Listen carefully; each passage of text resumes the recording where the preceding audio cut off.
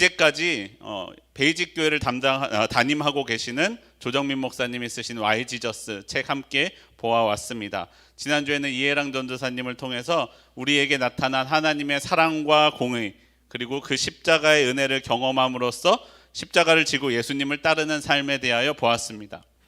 여러분, 와이 지저스 함께 보시면서 왜 예수인가, 왜 예수여야 하는가에 대한 답을 얻으셨습니까? 네, 그렇죠. 다 마음속으로 대답하셨을 줄 믿습니다. 혹시 만약에 여러분 중에 한 분이라도 그 답을 얻지 못하신 분이 있다면 오늘 꼭 그 답을 얻고 돌아가는 시간이 되길 바랍니다. 오늘은 이 책의 마지막 부활에 대한 말씀입니다. 조정민 목사님은 이 책의 마지막 부활에 대하여 마지막 단락을 시작하면서 설교 제목과 같이 말씀하고 있습니다. 우리는 부활해서 다시 만날 것입니다. 여러분, 우리가 모두 부활해서 다시 만나기 바랍니다. 하나님 나라에서 여러분과 저 한 사람도 빠짐없이 부활의 때에 하나님의 나라에서 다시 만나기를 소원합니다. 오늘은 제 이야기로 시작해 볼까 합니다. 제가요, 어느 날 친한 친구와 돈 거래를 하다가 큰 빚을 지게 됐습니다. 그 친구가 파놓은 함정에 빠졌고요. 그때 저는 제가 가진 것의 대부분을 팔아서 그것을 갚아야만 했습니다. 어려웠어요. 그런데 저는 희망의 끈을 놓지 않았어요. 저에게는 비장의 카드가 하나 남아 있었거든요. 이것만 되면 그 빚을 다 회복할 뿐만 아니라 큰 수익이 날 만한 일이었어요. 근데 제가 빚을 졌던 그 친구가 제 그 카드에 걸리고 말았어요. 그래서 저에게 그 모든 수익이 돌아왔고 오히려 그 친구가 파산하고 말았습니다. 그 이후에 저와 그 친구는 함께 아이스크림을 먹으러 갔어요. 그 친구가 샀어요. 제가 깜빡 잊고 말씀 안 드렸는데 부루마블이라는 게임 이야기였어요. 부루마블이라는 게임을 하는데 제가 그 친구 땅에 걸렸고 제가 많은 빚을 졌는데 저에게 제일 비싼 땅 서울 카드가 있었고 그 친구가 그 땅에 걸려서 제가 이겼던 이야기였습니다. 여러분, 이 게임은 땅을 사고 땅에다가 건물을 세우고 호텔을 짓고 하는 게임이에요. 그 친구가 저에게 졌기 때문에 벌칙으로 그 친구가 아이스크림을 산 거예요. 여러분, 혹시 돈이 필요한 분 있으면 말씀하세요. 제가 부루마블 머니 많거든요. 제가 나눠드리도록 하겠습니다. 여러분, 우리가 이런 게임을 하면서요, 이 게임을 가지고 진심으로 친구와 싸운다면 어떻게 생각하시겠습니까? 진심으로 이 게임을 하면서 친구와 다투는 사람이 있다면 우리는 어리석다라고 이야기하죠. 이건 진짜 돈도 아니고요, 이 게임 안에서만, 게임할 때만 의미를 가지기 때문입니다. 우리가 이 게임을 하면서 진짜 우리가 얻고자 하는 건 뭐예요? 이 친구와 함께하는 시간, 이 친구와 함께 쌓아가는 우정, 그런 것들을 우리는 이 게임에서 얻어야 되는데 그렇기 때문에 이 우정을 위해서, 친구를 위해서 가끔씩 내가 알면서도 져주기도 하고 알면서도 속아주기도 하고, 이런 것이 우리 이 게임의 본질 아니겠습니까? 그럼 여러분, 우리 삶의 본질은 무엇일까요? 우리가 삶에서 진짜 얻어야 할 것들, 우리가 진짜 삶에서 추구해야 할 것들은 무엇일까요? 어떤 사람들은 이야기합니다. 이 세상에서의 사는 삶만이 전부이다. 이 세상이 전부이다. 우리가 죽으면 모든 것은 다 끝난다 하고 말하는 사람들이 있습니다. 삶의 본질이 이 세계에만 있어 라고 말하는 사람들이죠.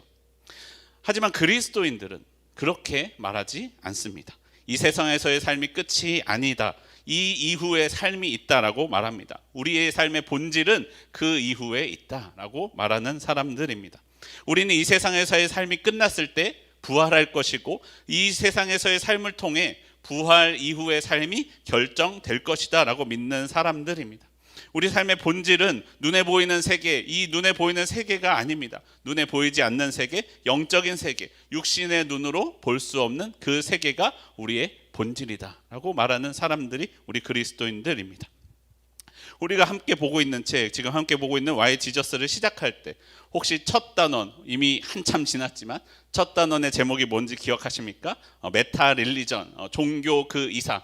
예수는 종교가 아니라 종교 그 이상이다 라고 하는 말과 함께 시작했습니다.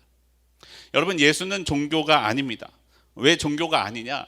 종교 생활이라는 것은 그 신앙이 믿는 신을 달래서 눈에 보이는 현상 세계의 현상의 가치를 추구하며 누리고 싶어하는 것이에요. 그 신을 달래서 내가 지금 이 세상에서 이 땅에서 복을 누리고 싶어 하는 것이죠. 종교 생활의 관심은 어디에 있습니까? 이 세상. 이 세상의 것을 얻고자 그 신을 이용하는 것이 종교 생활이다라는 거예요. 이 세상에서의 내가 복을 누리기 위해서 다른 존재의 힘을 빌리고 싶어 하는 것, 그것이 종교 생활이라고 이야기합니다. 하지만 예수님을 믿는 사람들은 이 세상의 것만 관심을 갖지 않습니다. 보이지 않는 것을 구하죠. 눈에 보이는 것은 잠시뿐이고 보이지 않는 것은 영원하다고 봅니다. 우리 인생이 이렇게 긴데 이게 잠시뿐이라니요. 여러분, 100년이 길지만 1000년에 비하면 짧습니다. 100년이 길지만 10,000년에 비하면 순식간이죠. 10,000년이 길지만 10만 년, 100만 년에 비하면 순간이 아니겠습니까? 예수님이 이 땅에 오셔서 이 십자가를 지시고 부활하셨습니다. 우리에게 부활과 영원한 생명이 있다는 것을 말씀해 주시기 위함입니다. 부활과 영원한 생명은 우리 눈에 보이지는 않습니다. 하지만 분명히 실제하고 있다라는 것을 우리에게 말씀하십니다. 히브리서 11장 1절 말씀입니다. 믿음은 바라는 것들의 실상이요 보이지 않는 것들의 증거니. 성경에서 말씀하는 믿음은 보이는 것을 믿는 것이 아니라 보이지 않는 것이 실제하고 있음을 믿는 것이다 라고 말씀합니다. 예수님은 우리에게 오셔서 그 부활과 영원한 생명, 보이지 않는 세계를 우리에게 어떻게든 보여주시고자 하셨던 것, 그것이 우리 예수님이었습니다. Why Jesus? 왜 예수인가? 왜 예수여야만 하는가? 오직 예수님만이 부활하셨고 예수님만이 보이지 않는 영적인 세계로 우리를 인도해 주실 수 있기 때문입니다. 예수님께서 부활하지 않으셨다면 그저 다른 성인들이라고 불리는 사람들과 다른 훌륭한 선생들이나 지도자들과 예수님이 다를 게 무엇이 있겠습니까? 우리가 여러분 공자를 배워도요, 공자를 닮아도 정말로 예의 바르고 착한 훌륭한 사람이 될 수 있습니다. 여러분, 우리가 부처의 가르침을 쫓아도 세상의 무력과 그것들로부터 초월한 삶을 살 수 있을지 몰라요. 하지만 그곳에는요 부활이 없습니다. 공자도 부처도 무덤이 있지만 예수님은 무덤이 없습니다. 예수님은 다시 사셨고 우리에게 죽음을 넘어서는 영원한 생명이 있다라는 것을 보여주셨기 때문입니다. 예수님은 우리에게 부활을 보여주시고자 하셨습니다. 그저 말로만 한 것이 아니라 실제로 보여주시고자 하셨습니다. 오늘 우리가 읽은 본문은 나사로의 이야기입니다. 요한복음 11장을 함께 보시면요, 나사로가 병이 들었습니다. 나사로는 예수님께 향유를 붓고 머리털로 주의 발을 닦았던 마리아, 그 마리아의 오라비, 오빠 나사로였습니다. 그 마리아와 마르다가 예수님께 사람을 보내어 이야기합니다. 주여 보시옵소서, 사랑하시는 자가 병들었나이다. 그리고 덧붙여 가르쳐 줍니다. 예수께서 본래 마르다와 그 동생 마리아이죠. 그리고 나사로를 사랑하셨다라고 말씀합니다. 여러분, 예수님은 마리아도 마르다도 그리고 나사로도 아주 사랑하시고 아끼는 제자들이었습니다. 그런데 예수님은 그 나사로가 병들었다는 이야기를 듣고도 바로 찾아가시지 않았습니다. 6절을 보시면요, 이틀을 더 머무셨다라고 말씀합니다. 그리고 이틀이 지난 그제서야 나사로를 찾아가십니다. 예수님은 사랑하는 나사로가 병들었는데도 찾아가시지 않으면서 서두르지 않으셨습니다. 17절을 보시면요, 예수님께서 나사로를 찾으셨을 때는 이미 무덤에 있은 지 나흘이 되었다, 4일이 되었다라고 이야기합니다. 우리나라도 장례 3일장을 치르지 않습니까? 3일장 왜 치르는지 아시죠? 의학이 발달하기 전에는 이 사람이 진짜 죽은 것은 아닌지, 혹시 살아나지는 않을지, 실제로 살아난 사람들도 있고요. 죽은 줄 알았는데 3일 안에 다시 살아나는 사람들이 있더라는 거예요. 그런데 4일이 지났습니다. 4일은 이제 더 이상 희망이 없는, 다시 살아날 희망이 없는 상태입니다.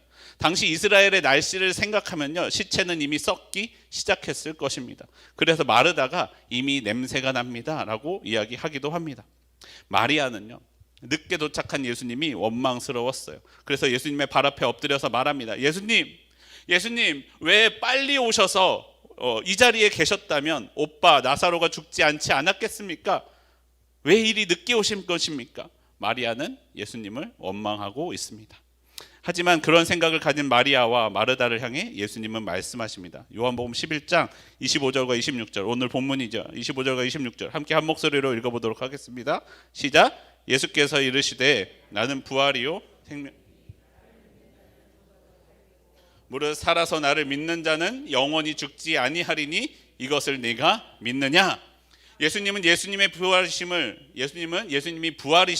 그리고 생명이심을 보여주시기 위해 늦게 오셨다라고 말씀합니다. 예수님을 믿는 사람은 죽어도 살겠고, 살아서 예수님을 믿는 사람은 영원히 죽지 아니하리라라는 것을 보여주시기 위해서 그렇게 하셨다라고 말씀하고 있는 것입니다. 사랑하는 마리아에게, 사랑하는 마르다에게, 그리고 사람들에게 그 부활을 가르쳐 주고자 하셨다라는 것이죠. 그래서 요한복음 11장 4절에서는 이렇게 말씀합니다. 예수께서 들으시고 이르시되 이 병은 죽을 병이 아니라 하나님의 영광을 위함이요 하나님의 아들이 이로 말미암아 영광을 받게 하려 함이라 하시더라. 예수님께서는 나사로의 죽음과 예수님의 말씀대로 다시 살아나는 사건을 통해서 예수님이 생명이심을 보여주시기를, 그리고 그 가운데 역사하시는 하나님의 영광 보기를 원하고 그렇게 하셨다라고 말씀합니다. 여러분, 예수님은 우리에게 부활과 영원한 생명을 가르쳐 주셨습니다. 내 삶을 영원으로, 부활로, 영적인 삶으로 인도해 주셨습니다. 이 세상에서의 삶이 아니라 우리에게 영적인 삶이 죽음 이후에 부활이 있음을 보여주셨습니다. 그리고 그것이 본질임을 가르쳐 주셨습니다.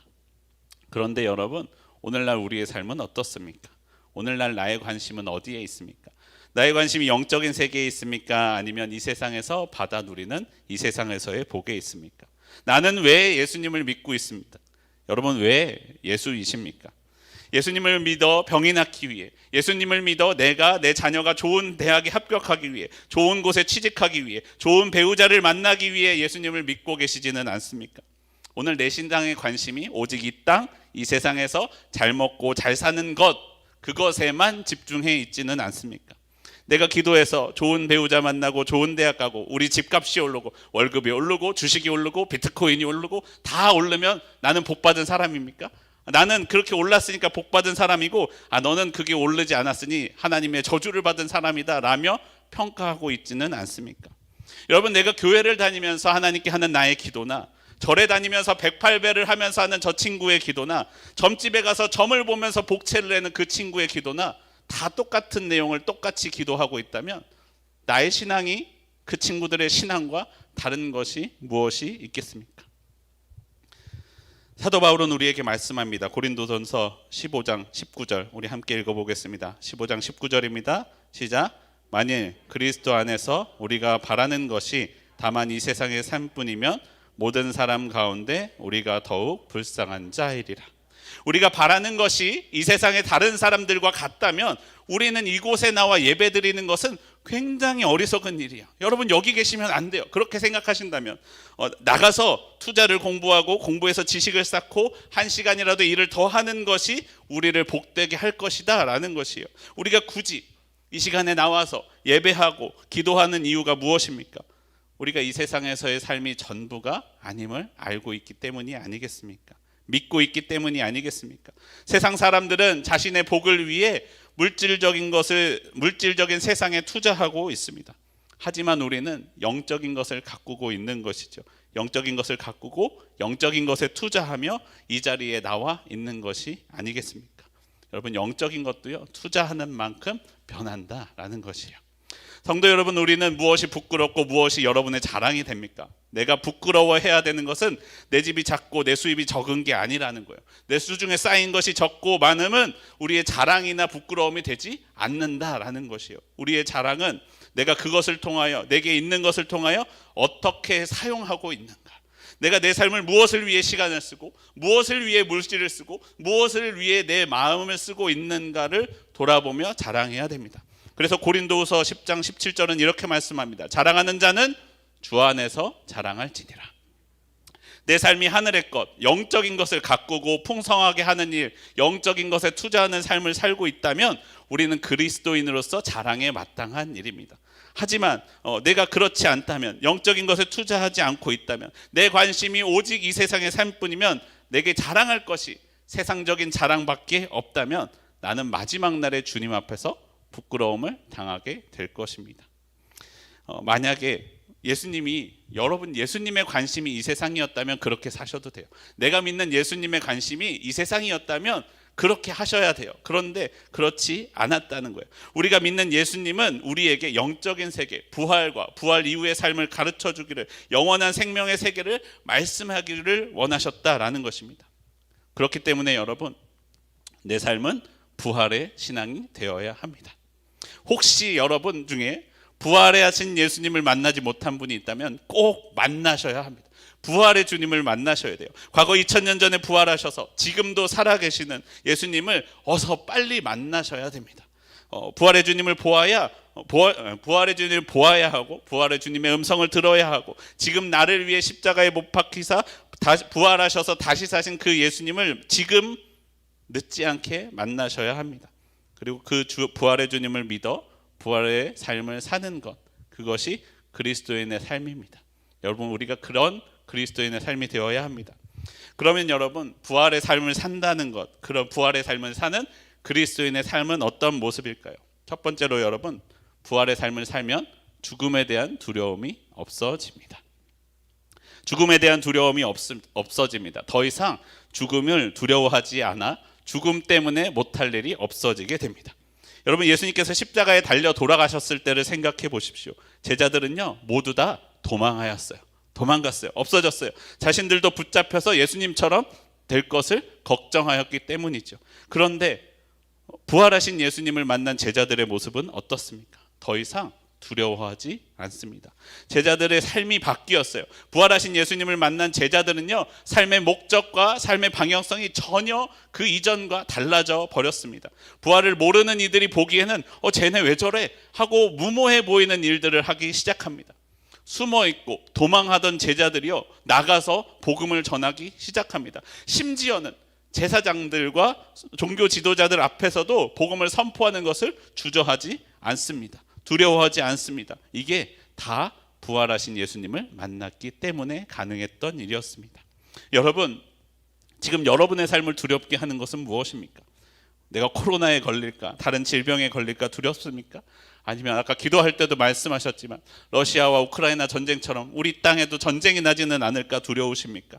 아니면 물질적인 어려움 같은 실질적인 어려움이 여러분의 삶에 닥칠 때 그 두려움 가운데 있지는 않습니까? 미래에 내게 무슨 일이 있을까? 무슨 일이 혹시 없지는 않을까? 라며 두려워하고 있지는 않습니까? 여러분, 우리가 이 땅 가운데 살 때요, 예수님을 믿으면서 예수님을 믿지만요, 예수님을 믿는 우리도요, 어려움을 당할 수 있습니다. 우리에게도 어려움은 있습니다. 실패할 수도 있습니다. 하지만 예수님은 우리에게 말씀하십니다. 요한복음 16장 33절, 우리 함께 한 목소리를 읽어보겠습니다. 16장 33절입니다. 시작. 이것을 너희에게 이르는 것은 너희로 내 안에서 평안을 누리게 하려 함이라. 세상에서는 너희가 환난을 당하나 담대하라. 내가 세상을 이기었노라. 내 삶에 환난이 있습니다. 환난이 없다고 말씀하시지 않아요. 환난이 있습니다. 세상은 우리를요, 환난으로 몰아갑니다. 하지만 여러분, 괜찮아요. 우리 주님이신 예수님께서요, 세상을 이기셨습니다. 죽음을 이기고 부활하셨습니다.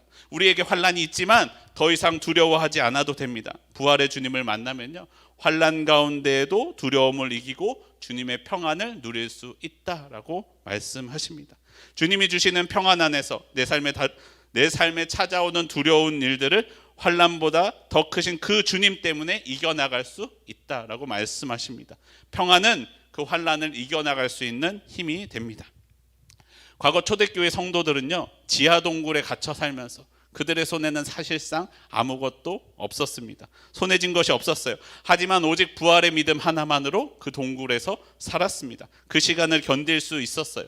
부활 때문에 부활과 영원한 생명을 바라보면서 영원한 것을 사모하면서 그 시간을 견디어낼 수 있었습니다. 그리고 여러분, 초대교회 그때 그곳에서 역사하셨던 그 예수님이 지금 저와 여러분의 삶에서도 동일하게 역사하십니다. 중요한 것은요, 눈에 보이는 세계가 아니다라는 거예요. 보이지 않는 것임을 깨닫게 해주십니다. 그 부활의 예수님과 함께 담대하게 행할 때 그런 사람들이 세상을 변화시킬 수 있다라는 것을 기억하시기 바랍니다. 부활의 예수님과 함께 세상을 이기는 삶이 되기를 소원합니다. 두 번째로, 우리가 부활의 신앙을 가질 때 우리가 악으로부터 떠나게 됩니다. 세상 사람들이 이야기하는 것처럼요, 이 세상의 삶뿐이면요 선을 행할 필요가 뭐가 있겠어요. 그냥 걸리지 않으면 돼요. 오히려 나가서 먹고 육신의 즐거움만 쫓아 사는 것이 우리의 몸에 사실은 더 좋은 일일지 모릅니다. 내 몸의 유익만을 위해서 살고 나만 위해서 살고 다른 이에게 악을 행한들 무슨 상관이 있겠습니까? 이 세상의 삶뿐이면 말입니다. 하지만 부활의 주님을 만난 사람은요, 부활 이후의 삶을 생각합니다. 이 세상의 삶으로 다음 세상에서의 삶이 판단받기 때문에 이 세상에서의 삶을 돌아보게 해줍니다. 부활 이후의 삶에 대한 소망이 악을 이기게 해줍니다. 지금 내 삶의 즐거움을 얻는 것보다 이후에 있을 복을 생각하는 것이 우리의 삶을 더욱더 풍성하게 해주는 것이죠. 부활 이후에 있을 하나님 나라에 대한 소망으로 단지 지금 주어지는 육체의 만족만을 위해서 살지 않게 해줍니다.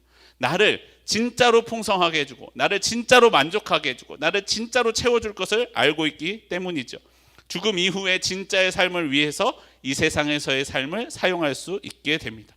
악으로부터 떠나 진짜 선을 행하며 살게 된다라고 가르쳐줍니다. 마지막으로 우리가 선을 행할 때에도 다음 세상을 바라볼 때 우리의 삶이 영원을 지향하며 살게 해줍니다. 우리가 부활의 신앙을 가질 때 여러분 영원을 지향하며 살게 해줍니다. 작은 일, 작은 욕심에 얽매이지 않게 되는 것이죠.